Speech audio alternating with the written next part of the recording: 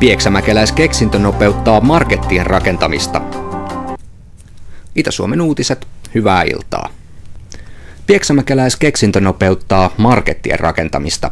Yhdeksi kokonaisuudeksi kehitetty LVIS-tekniikan ohjauskeskus säästää rakennustyössä jopa 100 työtunteja. Keksinnön mahdollisti Tekesin vahva tuki. Kylmälaitteiden, sähkön ilmastoinnin ja lämmönjaon ohjaustekniikan kehittely ei perinteisesti ole kuulunut rakennusliikkeille. Pieksämäkeläinen rakennusliike U. Lipsanenkin tunnetaan parhaiten teollisuus- ja liikerakennusten rakentajana.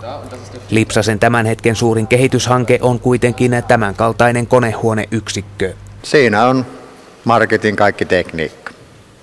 Yksinkertaisesti lämmittää, jäähdyttää, siellä niin kuin kylmälaitteistot ja siinä on automatiikka, joka hoitaa automatiikan ja ilmastointilaitteet, joka hoitaa ilmastoinnin. Ennen konehuoneyksikön kehitystyön aloittamista Lipsanen tutki myymälöiden rakennusprosessin tehostamista. Kriittiseksi kohdaksi paljastui konehuoneen suunnittelu ja testaaminen.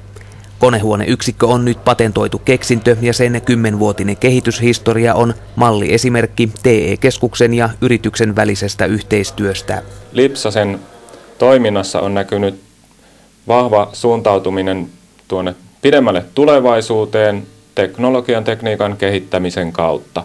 Eli sikäli erittäin hyvä myös Tekesin asiakas. Jos ei Tekes olisi ollut mukana, niin mä luulen, että me olisi jääty siihen rakennustekniikan, rakennusprosessin kehittämiseen. Siinä missä markettien konehuoneet vievät nykyään tilaa ison omakotitalon verran, mahtuu Lipsasen kehittämä yksikkö noin 1/3 tuosta tilasta. Tässä vaiheessa yksiköitä valmistetaan Pieksämäellä noin 1 kuukaudessa, mutta tahti on ollut koko ajan tiivistymään päin. Toimitusjohtaja uskoo energiaa säästävällä keksinnöllä olevan kysyntää ulkomaita myöten. Marketin energiakuluttavin päivä on aurinkoinen kuuma kesäpäivä ja sitä haastettahan tuolla muissa maissa on entistä enemmän.